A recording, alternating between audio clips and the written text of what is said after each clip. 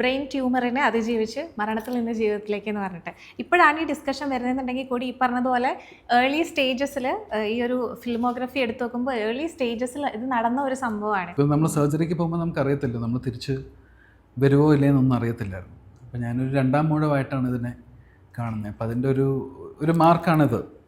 ആ സർജറിയുടെ സമയത്ത് ഇവിടെ എനിക്കൊരു 57 സ്റ്റിച്ചുണ്ട്, അത് വേറെ കാര്യം. അത് ചെയ്തുകൊണ്ടിരിക്കുമ്പോൾ ഇവിടെ ഒരു ചെറിയൊരു ബ്ലസ്റ്റർ വന്നു. ഇങ്ങനെ ഒരു ഓപ്പണപ്പിൻ്റെ സ്റ്റോറി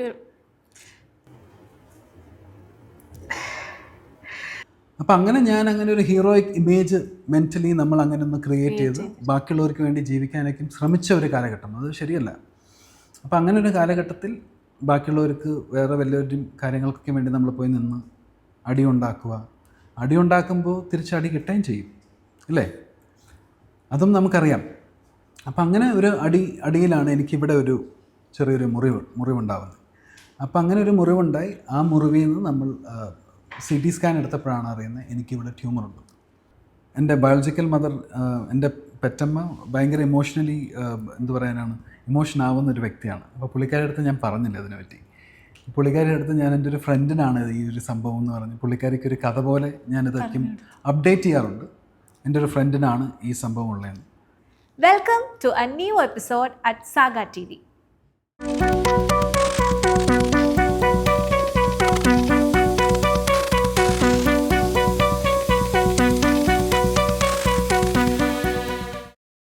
സിനിമയെ ഒരുപാട് പ്രണയിച്ച കോടമ്പാക്കത്തെ ഒരു പയ്യൻ. അവൻ കണ്ടതും കേട്ടതും വളർന്നതും ഒക്കെ സിനിമയിലൂടെയായിരുന്നു.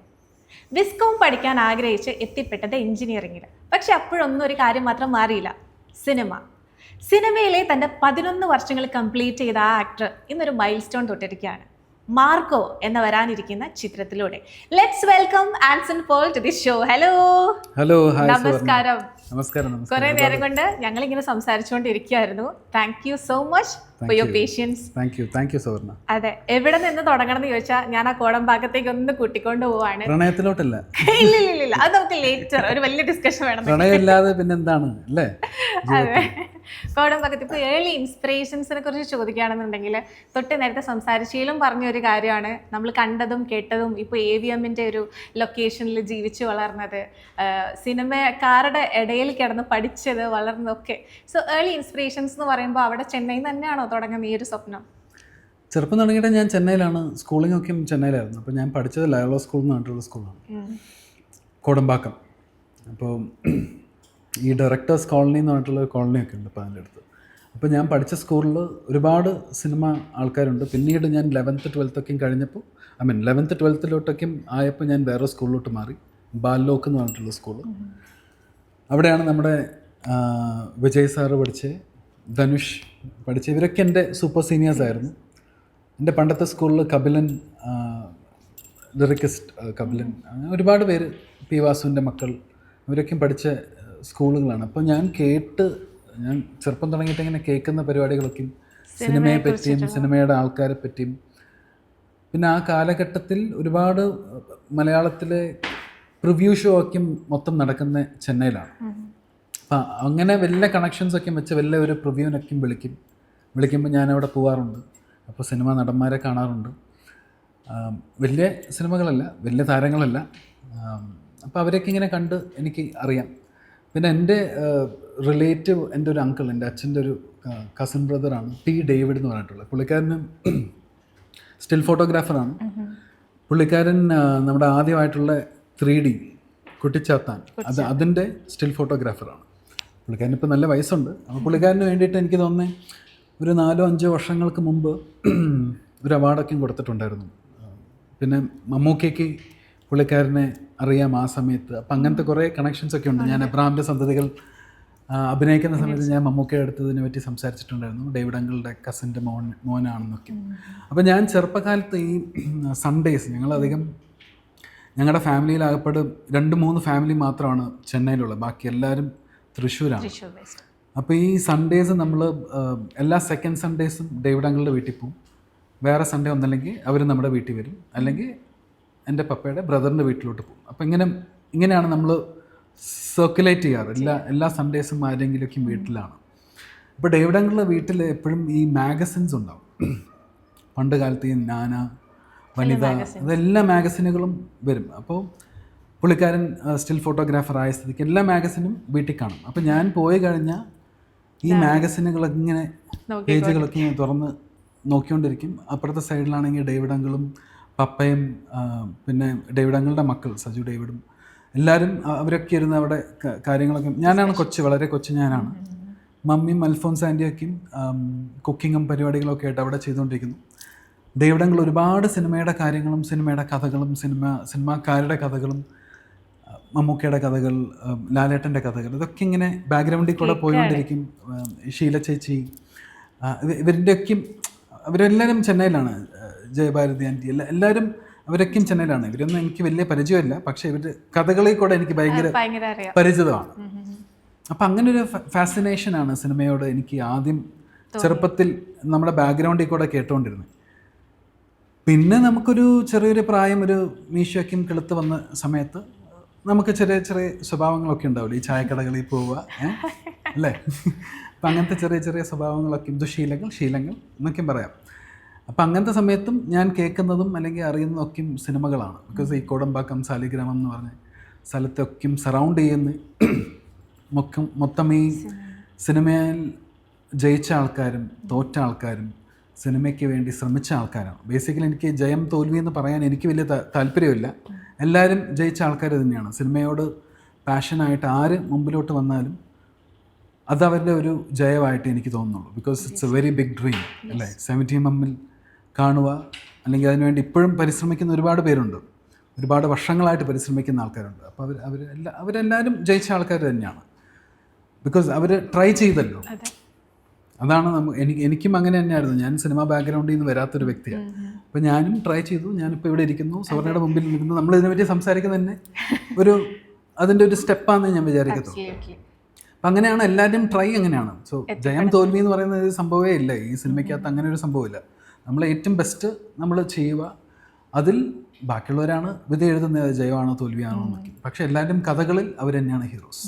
ഈ ട്രാൻസ്ഫോർമേഷൻസിനെ കുറിച്ച് സംസാരിച്ചോട്ടെ. അതായത് 12 kg മുകളിൽ കുറയ്ക്കുകയും കൂട്ടും ഒക്കെ ചെയ്ത ക്യാരക്ടേഴ്സ് ഉണ്ടായിട്ടുണ്ട്. ഇപ്പോൾ സുദീപാത്മീകത്തിന് വേണ്ടിയിട്ട് വെയിറ്റ് കൂട്ടി, ഊഴത്തിന് വേണ്ടിയിട്ട് വെയിറ്റ് കുറച്ചു. സോ ഓരോ ക്യാരക്ടറിന് വേണ്ടിയിട്ട് ഓരോ ആക്ടർ ഇടുന്ന എഫേർട്ട് ഇസ് ഡിഫറെൻറ്റ്. അപ്പം ഫോർ യു ഒരു ക്യാരക്ടറിനെ അപ്രോച്ച് ചെയ്യുമ്പോൾ ഈ പറഞ്ഞ ട്രാൻസ്ഫോർമേഷൻ സ്റ്റേജ് ഉണ്ട്, അതിനെ നമ്മൾ ക്യാരക്ടറായിട്ട് എടുക്കുന്ന ഒരിതുണ്ട്, ക്യാരക്ടർ ഉള്ളിൽ നിന്ന് വിട്ടു പോവാതെ നിൽക്കുന്ന സ്റ്റേജസും ഉണ്ടാവും. സോ എങ്ങനെയാണ് ഒരു ക്യാരക്ടറിനെ നമ്മളിലേക്ക് കൊണ്ടുവരുന്ന ഒരു പ്രോസസ്സ്? ക്യാരക്ടർ നമ്മുടെ അടുത്ത്, ഇപ്പോൾ ഡയറക്ടർ നമ്മുടെ അടുത്ത് പറയുമ്പോൾ നമുക്കൊരു ഓപ്പർച്യൂണിറ്റി ആണല്ലോ. ഓപ്പർച്യൂണിറ്റീസ് കിട്ടാനാണ് ഏറ്റവും വലിയ കഷ്ടം. ആദ്യം നമുക്കൊരു ഓപ്പർച്യൂണിറ്റി കിട്ടണം, പിന്നെ അവിടെ നിന്നാണ് പിന്നെ നമുക്കിത് എങ്ങനെ നമ്മുടേതായിട്ട് മാറ്റാൻ പറ്റും, അല്ലെങ്കിൽ എനിക്ക് എൻ്റെ ഈ ശരീരം വെച്ചിട്ട് എനിക്കെന്ത് മാറ്റാൻ പറ്റും എന്നുള്ളത് നമ്മൾ തിങ്ക് ചെയ്യണ്ടേ. സോ ഫോർ എക്സാമ്പിൾ അതിന് നമുക്ക് മമ്മൂക്ക ഒരുപാട് ട്രാൻസ്ഫോർമേഷൻ ചെയ്ത ആളാണ്. മമ്മൂക്കയുണ്ട്, ജയേട്ടനുണ്ട്, കമൽ സാറുണ്ട്. ഇവരെല്ലാം രൂപം കൊണ്ടും ശബ്ദം കൊണ്ടും ഒക്കെ ഒരുപാട് ട്രാൻസ്ഫോർമേഷൻ ചെയ്ത ഒരാളാണ് വിക്രം. അപ്പം അങ്ങനെ ചെയ്തേക്കുന്ന ഒരു ട്രാൻസിഷനൊക്കെ നമുക്ക് കണ്ടപ്പോൾ എനിക്ക് തോന്നിയെന്ന് വെച്ച് കഴിഞ്ഞാൽ എനിക്കൊരു ഓപ്പർച്യൂണിറ്റി അങ്ങനെ കിട്ടിയേക്കുവാണ്. So why not me? അപ്പോൾ അങ്ങനെ ഒരു ക്യാരക്ടർ കിട്ടിയപ്പോൾ ആ ക്യാരക്ടറിനകത്ത് സുദീപ് ആത്മീയത്തിനകത്തുള്ള ക്യാരക്ടറിൽ അയാളൊരു ഹാർട്ട് പേഷ്യൻ്റാണ്. പക്ഷേ പുള്ളിക്കാരനെ ഹാർട്ട് പേഷ്യൻ്റ് ആകാനും അങ്ങനെ ഫുൾ എന്താ പറയുക ജിമ്മും പരിപാടികളൊന്നും ചെയ്യാൻ പറ്റത്തില്ല, കുറച്ച് ബോഡി ഭയങ്കര ഫിറ്റായിട്ടിരിക്കാൻ പറ്റത്തില്ല എന്നൊക്കെയും നമ്മുടെ ഡയറക്ടർ നമ്മുടെ അടുത്ത് സംസാരിച്ചപ്പോൾ എൻ്റെ അടുത്ത് പറഞ്ഞു ഇത്രയും ഫിറ്റായിട്ടൊന്നും വേണ്ട എന്നൊക്കെയും പറഞ്ഞപ്പോൾ ഞാൻ ഓബിയസ്ലി അതിനകത്ത് കുറച്ച് വെയിറ്റൊക്കെയും കൂട്ടി അതിൻ്റെ രീതിയിലൊക്കെ മാറി. അങ്ങനെയാണ് ആ ക്യാരക്ടർ ചെയ്തത്. ബിക്കോസ് അതൊരു ഒരു ഏജ് ഗ്യാപ്പ് ഉള്ള ഒരു സംഭവമാണ്. It's fun to have transitions. Aadu 2 അണലി സാബു എന്ന് പറഞ്ഞ ക്യാരക്ടർ. അപ്പോൾ അതിനൊക്കെ ആയിട്ട് നമുക്കിങ്ങനെ ചേഞ്ച് ചെയ്യാൻ എനിക്കിഷ്ടമാണ്. എന്നെ ഒരുപോലെ തന്നെ കാണുന്നത് എനിക്കിഷ്ടമല്ല. അപ്പോൾ എനിക്കിഷ്ടമില്ലാത്ത സംഭവങ്ങൾ ആൾക്കാർക്കും ഇഷ്ടം ഉണ്ടാവത്തില്ല എന്ന് പ്രതീക്ഷിക്കുന്നു. അപ്പോൾ അതുകൊണ്ട് അതിന് വേണ്ടിയിട്ട് ഒരു വ്യത്യാസങ്ങളൊക്കെ വേണ്ടേ. നീ പാടിൻ്റെ ഡിസ്കഷൻ വന്നോണ്ട് ചോദിച്ചിട്ട് പാടിന് എന്തായാലും ഒരു നെക്സ്റ്റ് പാർട്ട് നമ്മളെല്ലാവരും പ്രതീക്ഷിച്ചുകൊണ്ടിരിക്കുകയാണ്. സാബുണർ ഉണ്ടാവോ? ആണലി സാബു ഉണ്ടാവോ എന്ന് ചോദിച്ചാൽ എനിക്ക് ആഗ്രഹമുണ്ട്. മിഥുൻ ചാച്ച നമ്മളെ വിളിക്കണേ പ്ലീസ്. പക്ഷെ ആക്ച്വലി ആ ഒരു സെക്കൻഡ് പാർട്ടിന്റെ തന്നെ ലാസ്റ്റ് ഭാഗത്ത് നമ്മളും പ്രതീക്ഷിച്ചിട്ടുണ്ടോ മരിക്കുന്നുണ്ടോ ഇല്ലയോ എന്നുള്ളൊരു ഡൗട്ട് പ്രേക്ഷകരിൽ ഇട്ടിട്ടാണ് പടം അവസാനിക്കുന്നത്. അത് ചെയ്ത ആളുടെ ഒരു റെസ്പോൺസ് എന്താണ് അതിൽ? അങ്ങനെ ഒരു സീൻ ഉണ്ടെന്നാണ് എല്ലാവരും പറയുന്നത്. ഇനിയിപ്പോൾ അത് വെച്ചാരിച്ച് ഇനി എങ്ങാനും എഴുതിയിട്ടില്ലെങ്കിൽ എഴുതാൻ തുടങ്ങണേ. ഡേറ്റ് ഉണ്ട് കേട്ടോ, ഞാൻ ഇവിടെ തന്നെ ഉണ്ട്, കൊച്ചി തന്നെ ഉണ്ട്. അപ്പം വരാനിരിക്കുന്ന റിലീസസ് മാർക്കോ അല്ലേ, മാർക്കോനെ കുറിച്ച് പ്രേക്ഷകർക്ക് തന്നെ ഉള്ള ഒരു ഹൈപ്പ് ഇസ് ഡിഫറെൻറ്റ്.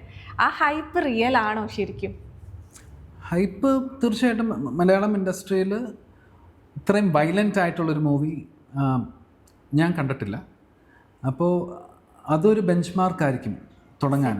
ചിലപ്പോൾ ഇങ്ങനത്തെ സിനിമകൾ വരാനും അല്ലെങ്കിൽ ഒരു 70mm നമുക്ക് ഇത്രയും വൈഡറായിട്ട് നമുക്ക് ഇങ്ങനത്തെ ഒരു വയലൻസിനെ കാണിക്കാനും സിനിമാറ്റിക് എക്സ്പീരിയൻസ്, വയലൻസിനേക്കാൾ കൂടുതൽ ഞാൻ പറയുന്നത് സിനിമാറ്റിക് എക്സ്പീരിയൻസ്, അതിൻ്റെ ഒരു കളർ ടോണിങ്ങും അങ്ങനത്തെ പരിപാടികളൊക്കെ ആയിട്ട് ഇറ്റ്സ് വെരി നൈസ്. ഇത് വിട്ട് എനിക്ക് അതിനെ പറയാൻ പറ്റത്തില്ല. ഇപ്പോൾ 20-ാം തീയതി റിലീസാവാൻ പോവുകയാണ്.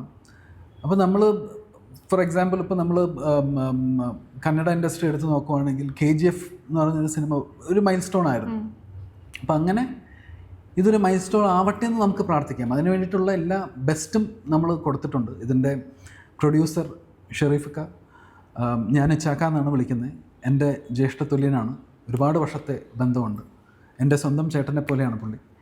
അപ്പോൾ പുള്ളിക്കാരൻ്റെ ഒരു സ്വഭാവം എന്ന് വെച്ച് കഴിഞ്ഞാൽ പുള്ളിക്കാരൻ ചെയ്തിരിക്കുന്ന ബിസിനസ്സിലാണെങ്കിലും ലോജിസ്റ്റിക്സും ആർക്കിടെക്ചറും ഒക്കെയാണ് പുള്ളിക്കാരൻ ചെയ്യുന്നത്. അപ്പോൾ എപ്പോഴും ഡെലിവറബിൾസ് കൊടുക്കുമ്പോൾ ഏറ്റവും ബെസ്റ്റ് ആയിരിക്കണം കൊടുക്കണ്ടേ എന്നാണ് ആഗ്രഹിക്കുന്നത്. അതുപോലെ തന്നെ കൂടെയുള്ള വർക്ക് ചെയ്യുന്ന ടീം ഓഫ് പീപ്പിൾ എന്ന് വെച്ച് കഴിഞ്ഞാൽ ഓരോ കമ്പനിയിലത്തെയും ടീം എല്ലാവരും അവരുടെയും കൂടി അഭിപ്രായങ്ങൾ എടുത്തിട്ട് അതിലെ ഒരു ബെസ്റ്റ് പുള്ളിക്കാരൻ കൊടുക്കാൻ എപ്പോഴും ശ്രമിക്കാറുണ്ട്. അപ്പോൾ അങ്ങനെ പുള്ളിക്കാരൻ ഈ സിനിമയിലും ഏറ്റവും ബെസ്റ്റായിട്ട് കൊടുക്കണമെന്ന് ആഗ്രഹിച്ച് അതിന് വേണ്ടിയിട്ട് ഒരുപാട് ചിലവ് ചെയ്ത് അത് 70mm കാണണം എന്നുള്ള രീതിയിൽ തന്നെയാണ് ഈ സിനിമ എടുത്തേക്കുന്നത്. സോ അത് എല്ലാവരും രണ്ട് കൈയും നീട്ടി സ്വീകരിച്ച് നമ്മളിവിടെ ഒരു നല്ലൊരു സിനിമ ഉണ്ടാക്കിയെന്ന് നമുക്ക് പറയാൻ പറ്റട്ടെ എന്ന് പ്രാർത്ഥിക്കുന്നു. ബിക്കോസ് മലയാളം ഇൻഡസ്ട്രിയിൽ അങ്ങനെ ഒരു സിനിമാറ്റിക് എക്സ്പീരിയൻസ് ചെയ്യാൻ നമുക്ക് പറ്റട്ടെ. അതുപോലെ തന്നെ ഒരുപാട് സിനിമകളും വരട്ടെ. നമുക്ക് ഓരോരോ സിനിമകളാണ്. ഇപ്പോൾ ഇതിനും മാർക്കോനും മുമ്പ് ഒരുപാട് സിനിമകൾ നമുക്കങ്ങനെ ഓരോ മൈൽ സ്റ്റോൺസ് ഉണ്ടാക്കിയിട്ടുണ്ട്. ഇപ്പോൾ ന്യൂഡൽഹി ആണെങ്കിലും അന്നത്തെ കാലത്തെ എടുക്കുകയാണെങ്കിലും അങ്ങനത്തെ, അല്ലെങ്കിൽ നമ്പർ 20 മദ്രാസ് മെയിലൊക്കെ ആണെങ്കിലും, അല്ലെങ്കിൽ മണിച്ചിത്ര താഴാണെങ്കിലും അവിടുന്ന് തുടങ്ങിയിട്ട് എൻ്റെ ഒരു ഓർമ്മ വെച്ച കാലം തുടങ്ങിയിട്ട് എനിക്ക് പറയാൻ പറ്റത്തുള്ളൂ. ഇപ്പോൾ ഞാൻ പറഞ്ഞ കുട്ടിച്ചാത്താനാണെങ്കിലും 3D. അപ്പോൾ ഇതൊക്കെയും നമ്മുടെ മലയാളം സിനിമയിൽ നിന്നുണ്ടായ ഓരോരോ മൈൽ സ്റ്റോൺസ് ആണ്. അപ്പം അങ്ങനത്തെ ഒരു മൈൽ സ്റ്റോൺ ആവാൻ നമ്മൾ ശ്രമിച്ചിട്ടുണ്ട്. അങ്ങനെ ആവട്ടെ എന്ന് പ്രാർത്ഥിക്കുന്നു, അങ്ങനെ ആഗ്രഹിക്കുന്നു. പ്രേക്ഷകരുടെ പ്രതീക്ഷ വളരെ ഹൈപ്പിലാണ് എന്തായാലും നിൽക്കുന്നത്. ഇപ്പോൾ നമ്മൾ ടീസർ കട്ട്സ് തന്നെ കാണുമ്പോഴായാലും അത്യുഗ്രൻ ഫ്രെയിംസ് ആണ് ഒന്നാമത്തേത്. ഒരു ഹോളിവുഡ് ലെവലിലുള്ള ഒരു സുപ്രീമസി നമുക്ക് ഫീൽ ചെയ്യും കാണുമ്പോൾ തന്നെ. ഇപ്പം മിഖായിലിൻ്റെ ഒരു സ്പിൻ ഓഫ്, ഒരു വില്ലനെ വെച്ചിട്ട് മലയാള സിനിമാ ചരിത്രത്തിൽ തന്നെ ആദ്യമായിട്ടാണ് ഒരു സ്പിൻ ഓഫ്, ഇത്തരത്തിലൊരു സ്പിൻ ഓഫ് വരുന്നത്. അപ്പം ഇന്ത്യൻ പ്രേക്ഷകരാണ് ഇതിന് വെയിറ്റ് ചെയ്തിരിക്കുന്നത്. ഇപ്പം IMDbൻ്റെ ഇതിലും ഫസ്റ്റ് റിസൾട്ട് വന്നിട്ടുണ്ട്, വെയിറ്റ് ചെയ്തിരിക്കുന്ന മോസ്റ്റ് ആൻറ്റിസിപ്പേറ്റഡ് മൂവി എന്ന് പറഞ്ഞൊരു ലിസ്റ്റിൽ. അതോടൊപ്പം തന്നെ ബുക്കിംഗ് ആരംഭിച്ചപ്പോഴും on the first list. So ഒരു പാർട്ടായ ആളെന്നുള്ള രീതിയിൽ എക്സൈറ്റ്മെൻറ്റ് എത്രത്തോളം ഉണ്ട്? എല്ലാവരെ പോലെയും എനിക്ക് ഭയങ്കര എക്സൈറ്റഡ് ആണ്. I am also an ഓഡിയൻ of this movie Marco. അതിനകത്തൊരു ക്യാരക്ടർ ചെയ്തിട്ടുണ്ടെന്നേ ഉള്ളൂ. ഞാനും അതുപോലെ തന്നെ എക്സൈറ്റഡ് ആയിട്ട് അതിന് വെയിറ്റ് ചെയ്തുകൊണ്ടിരിക്കുകയാണ്. ഈ ആൻറ്റിസിപ്പേറ്റഡ് ആയിട്ട് ഫസ്റ്റ് വന്ന സിനിമയിലത്തെ ഒരു വോട്ട് എൻ്റെയാണ്. അതുപോലെ തന്നെ ബുക്ക് ചെയ്ത ഒരു ടിക്കറ്റും എൻ്റെയാണ്. അപ്പം ഞാനും ഒരു ഓഡിയനായിട്ടാണ് അതിനെ എക്സ്പെക്റ്റ് ചെയ്ത് 70mm 20th കാണാൻ ആകാംക്ഷയോടെ കാത്തിരിക്കുന്നത്. ഈ ഹോളിവുഡ് ലെവൽ സുപ്രീമസിന്ന് ചുമ്മാതെ നമ്മൾ പറയുന്നില്ല. ഇപ്പോൾ ഇതിൻ്റെ പുറകിൽ വർക്ക് ചെയ്തിരിക്കുന്ന ടെക്നീഷ്യൻസ് ആയിക്കോട്ടെ, ഈവൻ രവി ബസ്രൂർ പോലെ, KGF, സലാർ പോലെ വലിയ വലിയ പ്രോജക്റ്റുകൾക്ക് സംഗീതം നൽകിയിട്ടുള്ള ആളുണ്ട്. ഫൈറ്റിൻ്റെ മാസ്റ്റേഴ്സ് ഉണ്ട്, ടെക്നിക്കൽ ടീം. സോ ഇത്ര അഡ്വാൻസ്ഡ് ആയിട്ടുള്ള ഒരു ടീമിൻ്റെ കൂട്ടത്തിൽ വർക്ക് ചെയ്യുമ്പോൾ എത്രത്തോളം പെർഫോമൻസിന് അത് ലെവേറ്റ് ചെയ്യും?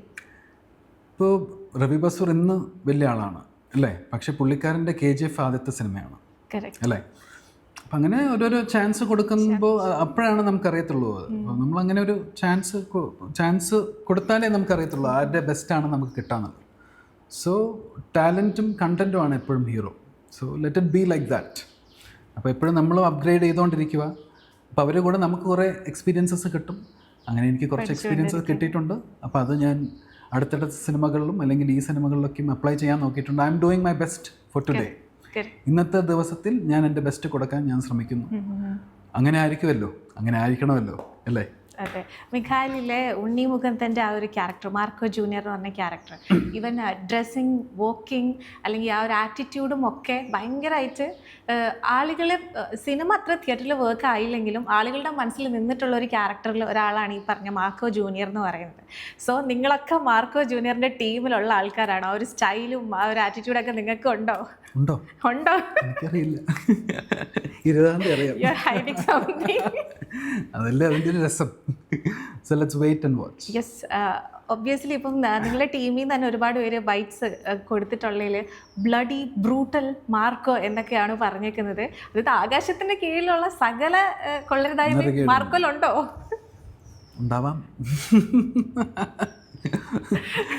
അതിനൊക്കെ ഒരു റീസൺ ഉണ്ടല്ലോ. നമുക്ക് ഓരോ blood shed has it's on reasons. അപ്പോൾ അത് റീസൺ ഉണ്ടായിരിക്കും. ആ റീസൺ എന്താന്നുള്ളത് നമുക്ക് 20th വെയിറ്റ് ചെയ്തിരിക്കുക. അതെ, എവറിബഡി ഈസ് വെയിറ്റിംഗ്. ഈ പറഞ്ഞ പോലെ ബ്ലഡ് ഷെൽ അത് നമുക്ക് മനസ്സിലാക്കാം, പക്ഷേ എത്രത്തോളം ബ്രൂട്ടാലിറ്റിയാണ് ഇത് കാണിക്കാൻ പോകുന്നത്? ബിക്കോസ് നമ്മൾ ഫിലിം സർട്ടിഫിക്കേഷനിൽ അഡൾട്ട്സ് ഓൺലി 18+ ആണ് പറഞ്ഞിരിക്കുന്നത്.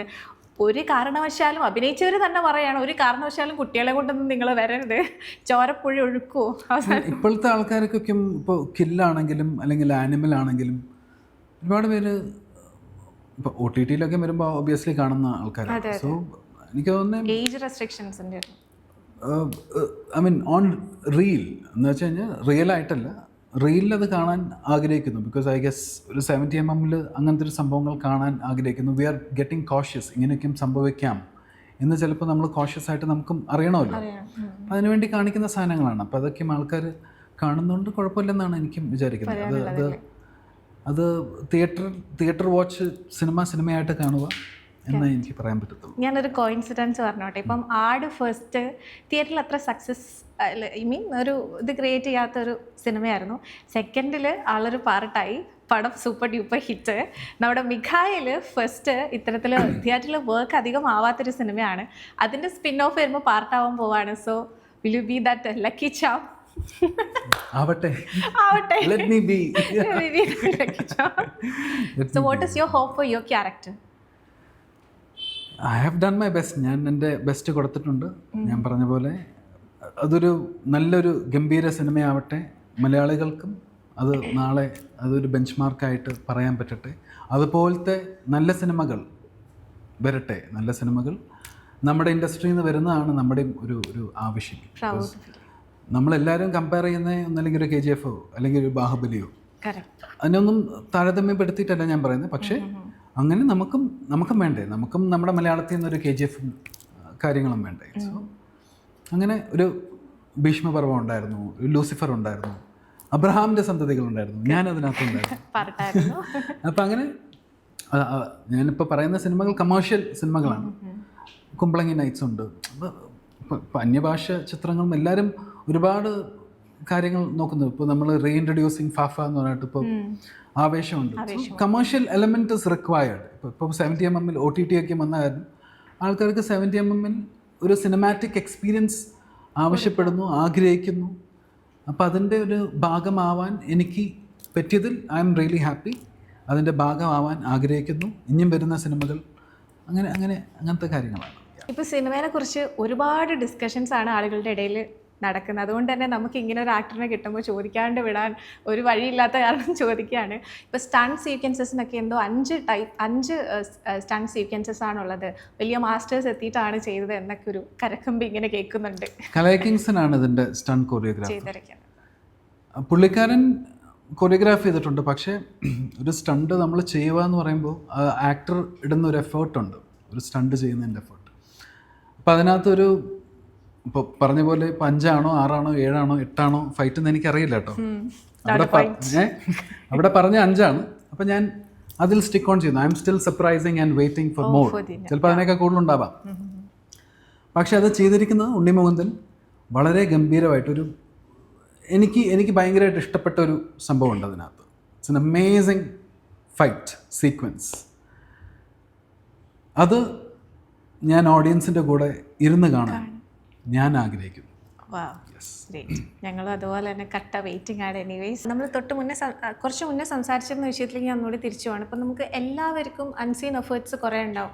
നമ്മളെല്ലാവരും സ്ട്രഗിളിങ് ആയിരിക്കും, ചിലപ്പോൾ നമ്മളെല്ലാവരും സർവൈവേഴ്സ് ആയിരിക്കും, എന്തെങ്കിലുമൊക്കെ കാര്യത്തിൻ്റെ സർവൈവേഴ്സ് ആയിരിക്കും. തീർച്ചയായിട്ടും. സോ ഞാനൊരു പോസ്റ്റ് കാണിക്കാമേ.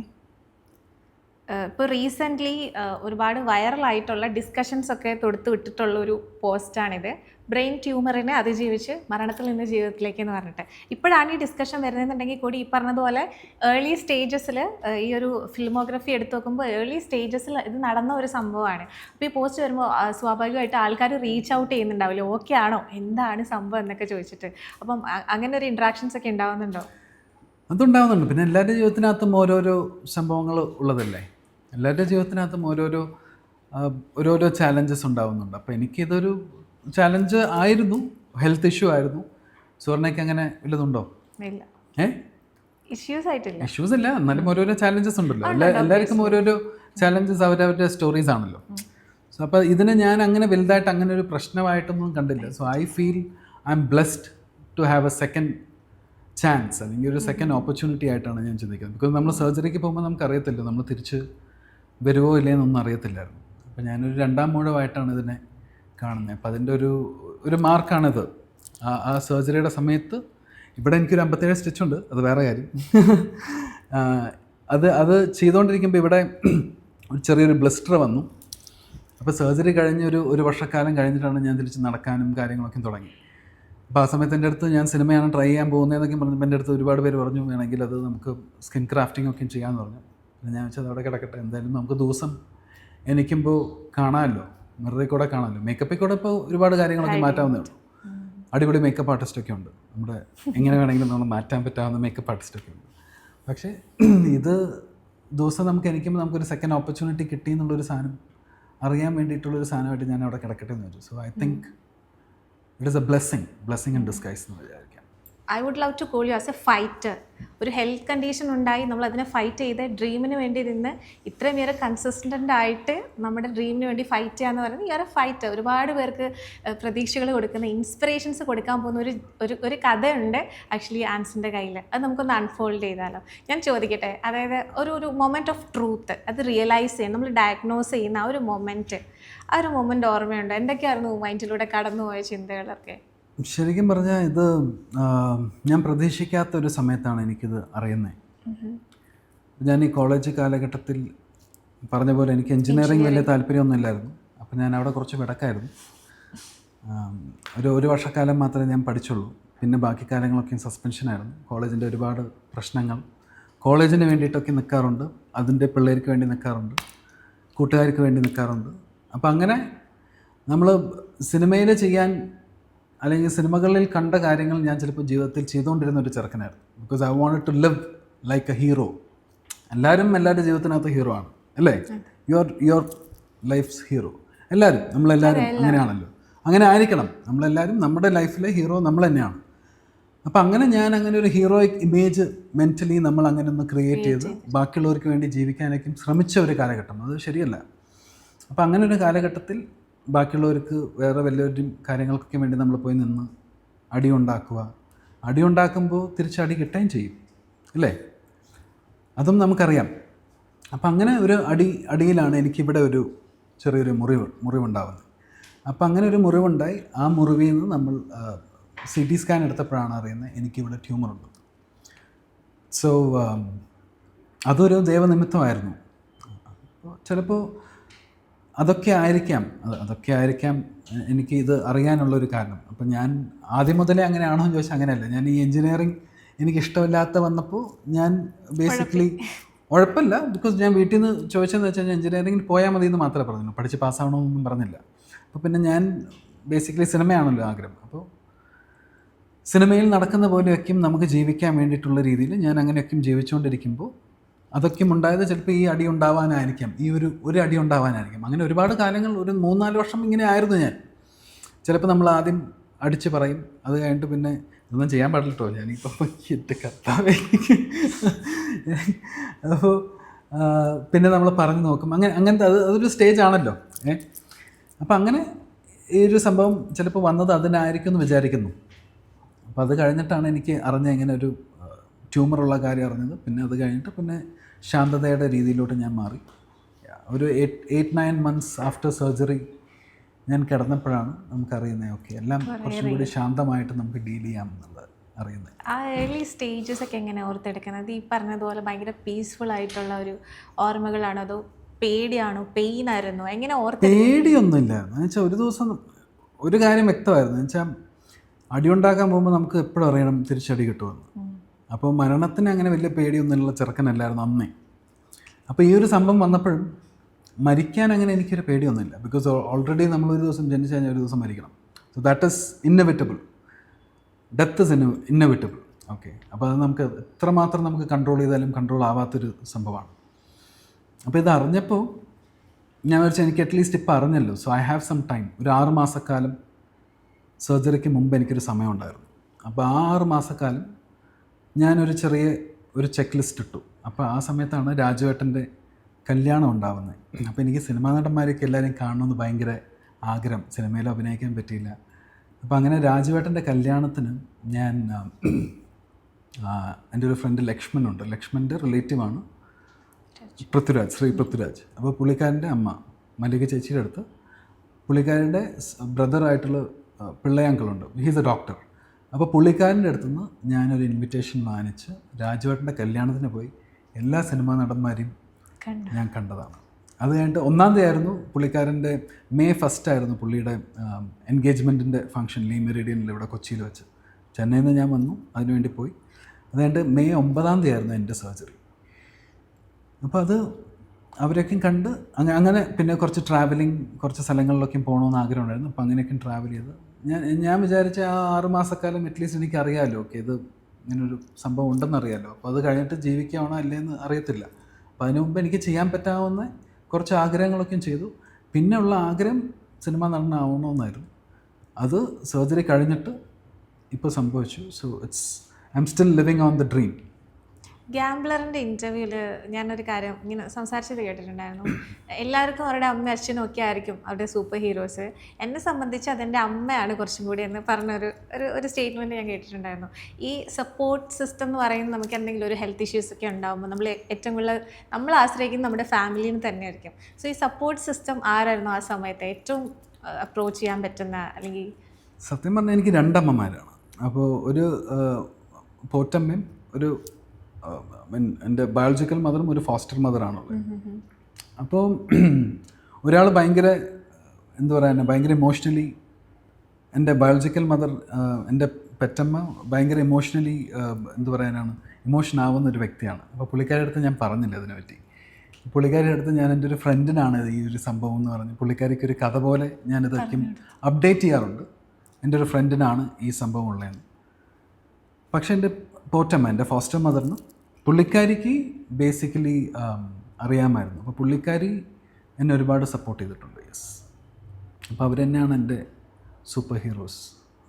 അപ്പം എന്തെങ്കിലും ഇപ്പോൾ നമുക്ക് എമർജൻസീസ് ഉണ്ടാകുമ്പോഴോ അല്ലെങ്കിൽ പെയിനോ എക്സ്പ്രസ് ചെയ്യാതിരുന്നിട്ടുണ്ടോ ആ സമയത്ത്? ഇവർ വിഷമിക്കണ്ട എന്നൊക്കെ വിചാരിച്ചിട്ട് എക്സ്പ്രസ് ചെയ്യാതെ ഇരുന്നിട്ടുണ്ട് ഞാൻ. അങ്ങനെ എക്സ്പ്രസ് ചെയ്തിട്ട് ഇപ്പോൾ എന്ന് വെച്ചാൽ നമ്മുടെ പെയിൻ അവർ കണ്ടിട്ട് അവരുടെ പെയിൻ നമ്മൾ കാണണമല്ലോ എന്നുള്ളൊരു പേടി, അല്ലെങ്കിൽ ഉള്ള കോൺഫിഡൻസ് എൻ്റെ പോകും. അതാണ് ഏറ്റവും വലിയ പ്രശ്നം. അതുകൊണ്ട് തന്നെയാണ് ഇത്രയും കാര്യം ഞാൻ ഇതിനെ പറ്റി ഒന്നും സംസാരിക്കാതിരുന്നത്. ബിക്കോസ് അതിപ്പോൾ എങ്ങനെ പറയാനാണ്, ഇപ്പോൾ എനിക്കൊരു പ്രശ്നമുണ്ടെന്ന് ഞാൻ അവിടെ വന്ന് പറഞ്ഞിട്ട് അവിടുന്ന് ആത്മാർത്ഥമായിട്ട് എന്നെ ഇഷ്ടപ്പെടുന്ന ഒരാളാണെങ്കിൽ അവിടുത്തെ വിഷമം എനിക്ക് കണ്ടു നിൽക്കാൻ പറ്റത്തില്ല. അപ്പം ഞാൻ എന്നെ ഒരു ബബിളിനകത്താണ് എന്നെ വെച്ചേക്കുന്നത്. ആ ബബിൾ പൊട്ടിപ്പോവും. എന്നെ സ്നേഹിക്കുന്ന ആൾക്കാർ സങ്കടപ്പെട്ട് കഴിഞ്ഞാൽ ഞാൻ തകർന്നു പോകുന്ന ഒരാളാണ്. അപ്പോൾ അങ്ങനെ അപ്പോൾ അതുകൊണ്ട് ഞാൻ എന്നെയും പ്രൊട്ടക്റ്റ് ചെയ്യണം, അവരും പ്രൊട്ടക്റ്റ് ചെയ്യണം. സോ അതിനൊക്കെ പകരം നമ്മുടെ സങ്കടം നമ്മൾ തന്നെ മനസ്സിൽ വെച്ചാൽ പോരെ. പക്ഷേ അവരുടെയൊക്കെയും ഹെൽപ്പും അവരുടെയൊക്കെയും എന്താ പറയുക ഗൈഡൻസും സപ്പോർട്ടും അവരുടെ ചിരിയും കാര്യങ്ങളൊക്കെയാണ്. ഞാൻ സർജറിക്ക് പോകുന്നതിനേക്കാൾ മുമ്പ് അവരുടെ അടുത്ത് പറഞ്ഞു വെച്ചാൽ സർജറിക്ക് പോകുന്നതിനേക്കാൾ മുമ്പ് ആരും കരയുമെന്ന് എനിക്ക് കാണാൻ പറ്റത്തില്ല, കരഞ്ഞു കഴിഞ്ഞാൽ ഞാൻ സർജറിക്ക് പോകത്തില്ലെന്ന് പറഞ്ഞു. പിന്നെ എൻ്റെ റിലേറ്റീവ്സിൻ്റെ അടുത്ത് ആരുടെ അടുത്തും വരണ്ടെന്ന് പറഞ്ഞു. അതിൻ്റെയൊക്കെയും കുറേ പ്രശ്നമുണ്ട് കേട്ടോ അവർക്കൊക്കെ. പിന്നെ അതുകൊണ്ട് ആ സമയത്ത് ഇതൊക്കെയും കഴിഞ്ഞിട്ടാണ് അവർക്ക് പോലും അറിഞ്ഞ് എനിക്കിങ്ങനെ ഒരു സർജറി ഉണ്ടായ കാര്യം. ബിക്കോസ് അവർ വന്നിട്ട് നമ്മുടെ അടുത്ത് വിഷമമായിട്ട് എന്തെങ്കിലും പറഞ്ഞു കഴിഞ്ഞാൽ ഞാൻ എന്നെ ഒരു ബിൽഡപ്പ് ചെയ്തിട്ടാണ് ഞാൻ എൻ്റെ കോൺഫിഡൻസ് വെച്ചേക്കുന്നത്. അത് തകർന്നു പോയി കഴിഞ്ഞാൽ പിന്നെ ആ വിൽ പവർ പോകുമെന്നുള്ളൊരു ചിന്താഗതിയുള്ള ഒരാളാണ്. ബിക്കോസ് ഈ പെയിൻ വേറെ ആരും ഷെയർ ചെയ്യാൻ പറ്റത്തില്ല. എൻ്റെ physical pain is only my pain. അത് വേറൊരാൾക്ക് ഷെയർ ചെയ്യാൻ പറ്റാത്തൊരു പെയിനാണ്. അപ്പോൾ അവരും കൂടി ആ പെയിൻ നമ്മൾ എടുക്കണ്ടല്ലോ, ഇമോഷണൽ പെയിൻ എടുക്കണ്ടല്ലോ എന്ന് വിചാരിച്ചു. അപ്പോൾ അതുകൊണ്ട് ഞാൻ I try to keep it by myself. Yes. ഇപ്പം കുറേ ന്യൂസസിൽ വന്നു. അപ്പോൾ ഇങ്ങനെ ഇതൊരു ന്യൂസ് ഇങ്ങനെ വൈറലാവാൻ തുടങ്ങിയപ്പോഴാണോ അത് okay let's open up about it, എന്താ സംഭവിച്ചത് എന്ന് സംസാരിക്കാമെന്നുള്ളൊരു തീരുമാനത്തിലേക്ക് എത്തിയത്? അതെ അതെ, അത് ഇപ്പോൾ ഇത്രയും വർഷമായി. പിന്നെ ഒരുപാട് പേര് ഈ ഒരു ന്യൂസ് കേട്ട് കഴിഞ്ഞപ്പോൾ അതൊരു ഇൻസ്പയറിങ് സ്റ്റോറി ആയിട്ട് തോന്നി. പിന്നെ ഒരുപാട് പേര് ഇപ്പോഴും എനിക്ക് ഇൻസ്റ്റാഗ്രാമിലൊക്കെ മെസ്സേജ് അയച്ച ഒരു സർജറിക്ക് പോകുന്നുണ്ട്. അപ്പോൾ അവർക്കോരോ കാര്യങ്ങൾ, അവർക്കൊരു പ്രതീക്ഷയല്ലേ, അവർക്ക് ഒരു പ്രതീക്ഷ ഞാൻ കൊടുക്കുന്നു. എല്ലാവർക്കും അല്ല, പക്ഷെ എനിക്ക് ആരൊക്കെ എന്നെ റീച്ച് ചെയ്യുന്നു, എനിക്ക് അവർക്കൊരു ചെറിയ രീതിയിലെങ്കിലും പ്രതീക്ഷ കൊടുക്കാൻ പറ്റുന്നു. അതൊക്കെ അറിയുമ്പോൾ ഒരു സന്തോഷമാണ്. അപ്പോൾ അങ്ങനെ നമ്മളെല്ലാവരും അങ്ങോട്ടും ഇങ്ങോട്ടും കൈൻഡായിരിക്കുക, അങ്ങോട്ടും ഇങ്ങോട്ടും ഹെൽപ്പ് ചെയ്യുക, അതൊക്കെയല്ലേ ഉള്ളൂ ഈ കൊച്ചു ജീവിതത്തിനകത്ത് നമുക്ക് ചെയ്യാൻ പറ്റാവുന്ന കാര്യം അല്ലേ. ഞാൻ ഈ സർജറിക്ക് മുമ്പ് അറിയത്തില്ലല്ലോ ഞാൻ തിരിച്ചു വരുമോ ഇല്ലയെന്ന് അറിയത്തില്ലായിരുന്നു.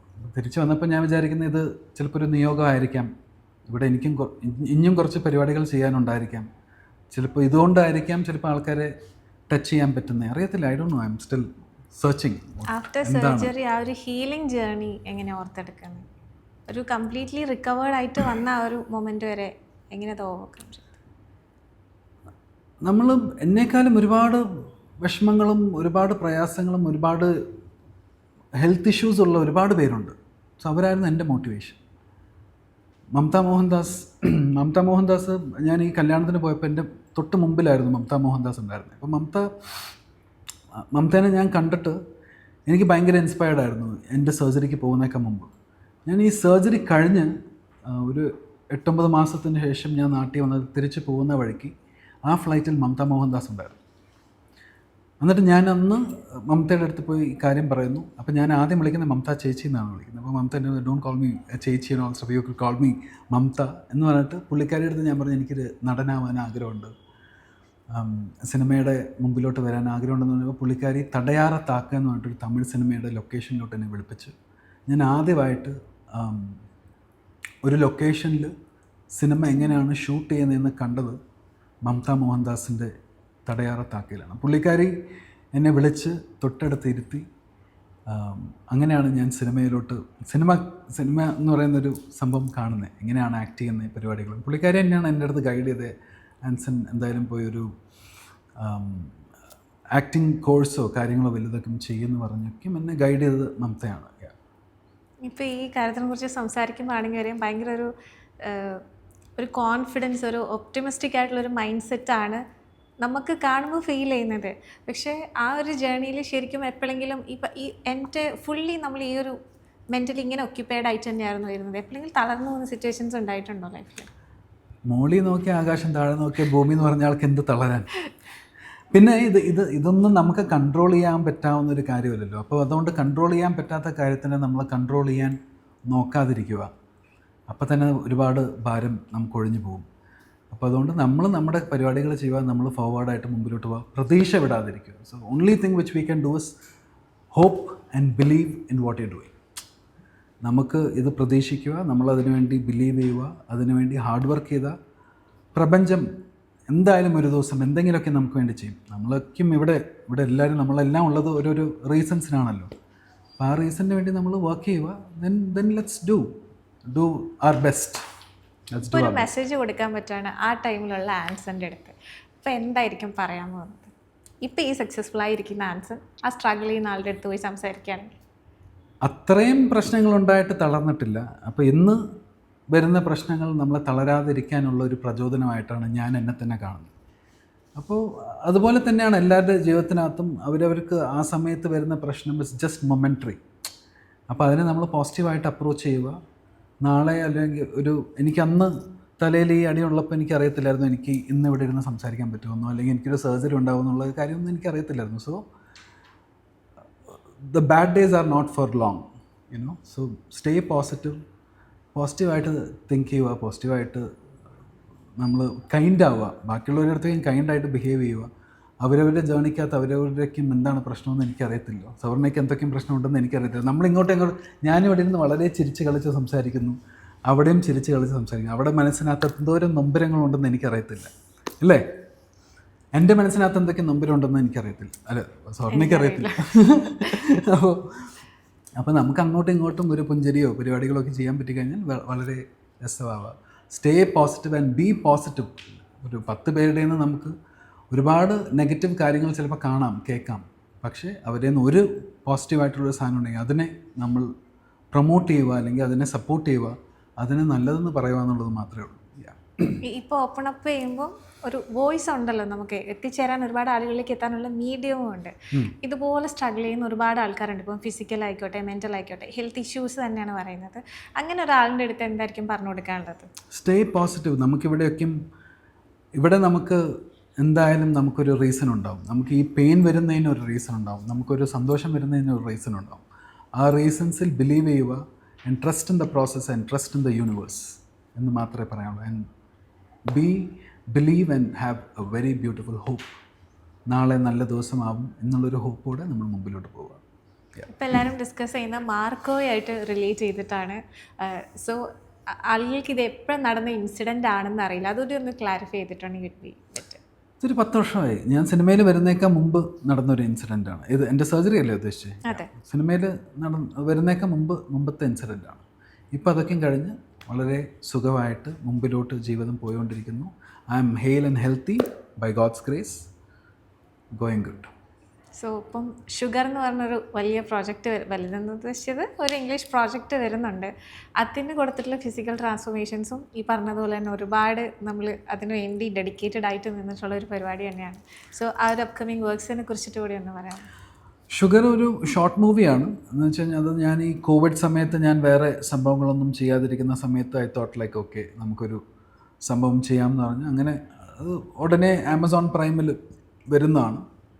സോ ഹോപ്പ്ഫുള്ളി അത് ഞാനിപ്പോൾ പറയുന്നേക്കാൾ നല്ലത് ഒരു 10-17 അവാർഡ്സൊക്കെ കിട്ടിയ ഒരു ഷോർട്ട് ഫിലിമാണ്. So it will be out on Amazon prime.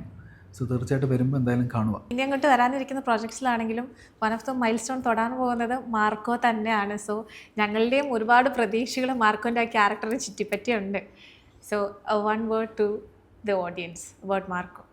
Watch, wait for Marco. So anyways, thank you so much for joining. Thank you. It was an enlightening conversation with you. Thank you very much. Thank you. Thank you so much. Have a good day. Yeah. Bye. Bye.